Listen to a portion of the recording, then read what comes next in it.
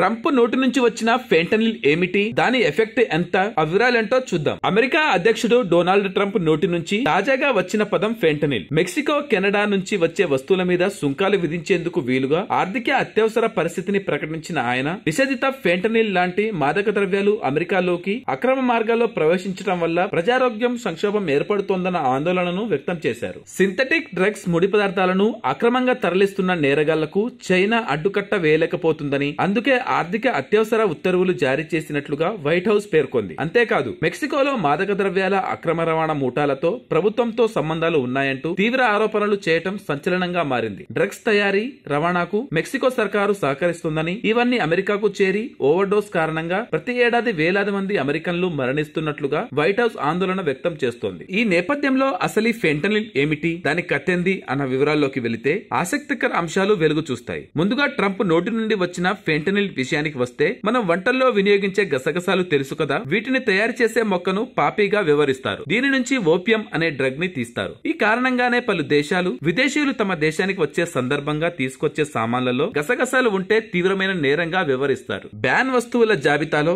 గసగసాలు కూడా ఉంటాయి. పాపీ మొక్క నుంచి వచ్చే మార్పిన్, కోడిన్ వంటి వాటిని ఓపియేట్స్ గా వివరిస్తుంటారు. పూర్తిగా పాపీ మొక్క నుంచి మాత్రమే కాకుండా కొంతమేర సింథటిక్ మాలిక్యూల్స్ ను ఉపయోగించి తయారు చేసే డ్రగ్స్ ను పార్సియల్లీ సింథటిక్స్ ఓపియాయిడ్స్ గా కూడా వివరిస్తారు. ఈ కోవలోకే హైడ్రోకోడోన్, ఆక్సికోడోన్, హైడ్రోమార్పినో లాంటివి ఉంటాయి. పాపీ మొక్కతో సంబంధం లేకుండా పూర్తి స్థాయిలో దాన్ని అనుసరించే సింథటిక్ మాలిక్యూల్స్ తో తయారు చేసే డ్రగ్స్ ను ఓపియాయిడ్స్ గా వివరిస్తారు. పెంటనిల్, మెథాడోన్, మెపిరిడియన్ లాంటివి దీనికి ఎగ్జాంపుల్స్ గా చెబుతుంటారు. ఓపియాయిడ్స్ మొక్కల నుంచి తయారు చేసే హెరాయిన్, ఓపియం, మార్ఫిన్, కోడిన్లలో 50 నుంచి 100 రెట్లు శక్తివంతమైనవిగా చెబుతారు. ప్రాణాంతక వ్యాధుల కారణంగా భరించలేనంత నొప్పితో బాధపడే వారికి నొప్పి నివారణ మందులుగా వీటిని ఇస్తుంటారు. ఫెంటనిల్ కు అమెరికా ఔషధ ఆహార నియంత్రణ సంస్థ కూడా ఎనాల్జెసిక్, ఎనెస్థెటిక్ లుగా వినియోగించేందుకు అనుమతులు ఇచ్చింది. ఈ రెండు నొప్పి నివారణకు, మత్తు కలిగించేందుకు వీలుగా పనిచేస్తాయి. అయితే ఈ డోస్ కాస్త ఎక్కువైనా ప్రాణాల మీదకు తెస్తుంది. కొందరిలో 2 గ్రాముల డోస్ సైతం కోమా, శ్వాస వ్యవస్థ ఫెయిల్ అయ్యేందుకు